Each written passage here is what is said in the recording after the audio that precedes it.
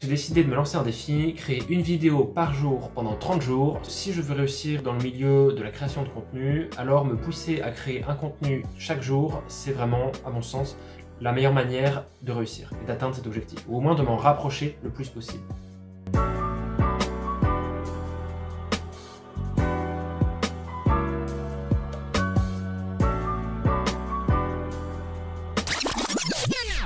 Salut tout le monde, c'est Corentin, j'espère que vous allez bien. Aujourd'hui, on se retrouve pour une nouvelle vidéo du défi 30 jours. Avant toute chose, désolé, mais je suis un peu ébloui par le soleil, donc si je plisse les yeux, si mon visage est un peu tordu, c'est pas ma faute. Bref, aujourd'hui, de quoi je voulais vous parler? Si vous avez vu le titre, vous le savez sans doute, je voulais en fait évoquer, ou plutôt non, aborder le sujet des bienfaits, tout simplement, de se filmer. Qu'est-ce que ça apporte, quel est l'intérêt, et je pense en fait que je suis directement concerné par ça depuis que j'ai lancé cette chaîne YouTube, et encore plus depuis que j'ai lancé ce défi 30 jours, où justement en fait le but, l'objectif était de se filmer tous les jours, vraiment pour se forcer et voir en fait un petit peu s'il y avait une évolution dans ma manière à moi de réagir en me sachant filmer, et également dans la manière dont le résultat final en fait, ce que je pouvais en apprendre. Donc on est parti pour cette nouvelle vidéo, j'espère qu'elle vous plaira.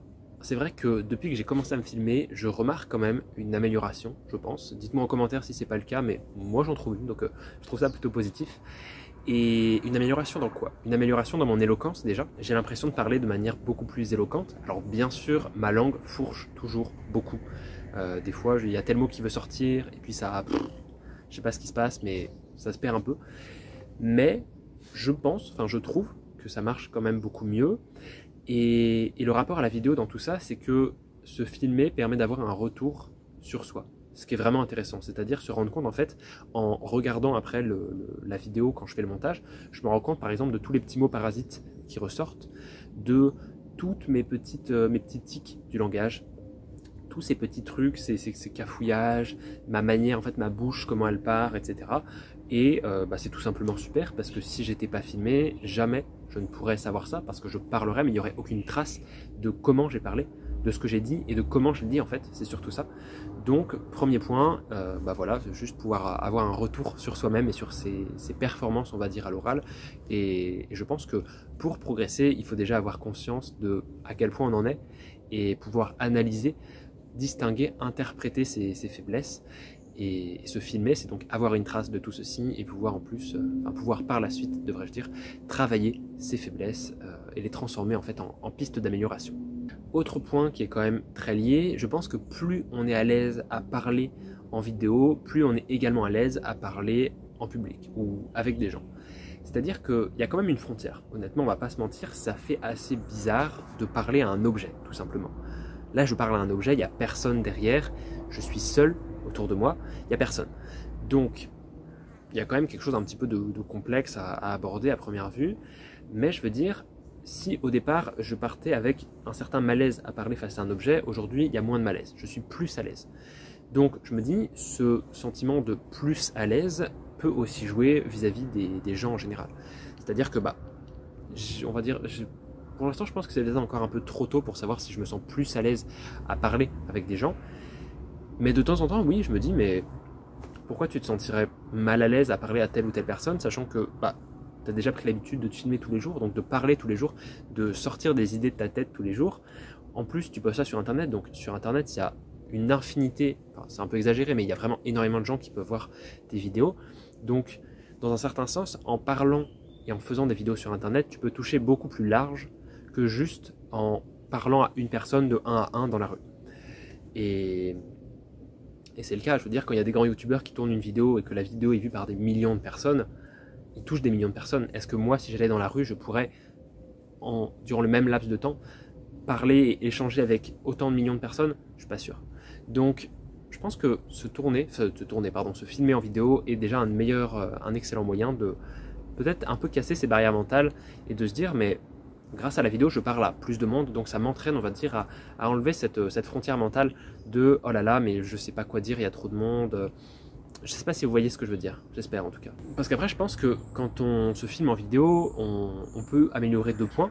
C'est donc tout d'abord le son et ensuite l'image. C'est-à-dire que le son, c'est juste, on va dire, quand je fais le montage, le son, ce que j'entends, ce que je dis. Donc voir un petit peu, comme je le disais juste avant, les tics de langage, tout ce qui va revenir et qui va venir parasiter mon discours. Et aussi l'image, c'est-à-dire comment je me tiens. Et ça aussi c'est très intéressant. Donc on pourrait dire, autre point pour positif, l'un des bienfaits de se filmer en vidéo, c'est de pouvoir s'observer avec un regard extérieur, après avec du recul et de la distance, s'observer et voir comment on se tient quand on parle. C'est-à-dire que, on va dire, imaginons si je parle et que j'ai une attitude très passive, que je suis comme ça là, que je suis mou, je parle pas trop comme ça, on comprend pas. Donc c'est vraiment super intéressant, voilà, je pense de pouvoir prendre ce recul nécessaire souvent pour s'améliorer. Et également, on va dire, là, par exemple, quand je me filme, moi j'ai un retour, donc je filme avec mon téléphone, donc le téléphone, j'ai l'écran, tout simplement, et du coup je vois un petit peu à quoi je ressemble, et je pense que ça peut aider aussi, parce que si j'avais pas l'écran, peut-être que je ne saurais pas à quoi je ressemble, je ne saurais pas si, boum, mes cheveux ils tombent en plein milieu, ou je ne sais quoi, donc ça peut être utile, et c'est aussi pareil avec la pratique, c'est-à-dire que ça fait, je crois, on est à plus de la moitié de ce défi 30 jours, et du coup ça me donne déjà plus d'une quinzaine de jours où je me suis filmé tous les jours, et je pense que ça vient aussi avec la pratique, c'est-à-dire voir ce qui marche, voir ce qui marche pas, en garder le meilleur. C'est ce que je répète, je pense que c'est l'un des cœurs de cette chaîne YouTube, mais essayez dans la vie, essayez, osez, et vous gardez le meilleur, et si ça marche pas, tant pis, vous passez à autre chose. Et c'est pareil, je pense, pour la vidéo, c'est se filmer un jour et se dire « Ah, ça marchait, ça marchait pas, il y a telle chose que je pourrais améliorer. » Et le lendemain, vous avez une nouvelle opportunité de faire encore mieux. Et c'est ça que j'adore. Vous avez une nouvelle opportunité, vous filmez à nouveau et vous, avec du recul, vous regardez cette deuxième vidéo, vous la comparez à la première et vous dites « Eh c'est super, j'ai progressé sur tel point, lui il reste encore ce petit point, ce petit détail à améliorer. » Voilà. Et voilà, je pense qu'on a fait rapidement le tour de tous les bienfaits de se filmer en vidéo, de se filmer tout simplement pour ça. Si je devais ajouter quand même une chose, je ne sais plus trop si j'en ai parlé dans cette vidéo, mais c'est la confiance en soi. C'est-à-dire que être plus à l'aise en vidéo ou être plus à l'aise à l'oral avec des gens, je pense qu'il y a une grande part d'influence, de lien, devrais-je dire, avec la confiance en soi. C'est-à-dire sortir de sa zone de confort, se pousser à être filmé, à se montrer aux gens et à se mettre en avant pour parler, c'est aussi un formidable moyen de stimuler sa confiance en soi, un petit peu peut-être de jouer aussi avec son ego, et donc d'en ressortir plus fort et plus confiant. C'est donc la fin de cette vidéo, j'espère qu'elle vous aura plu.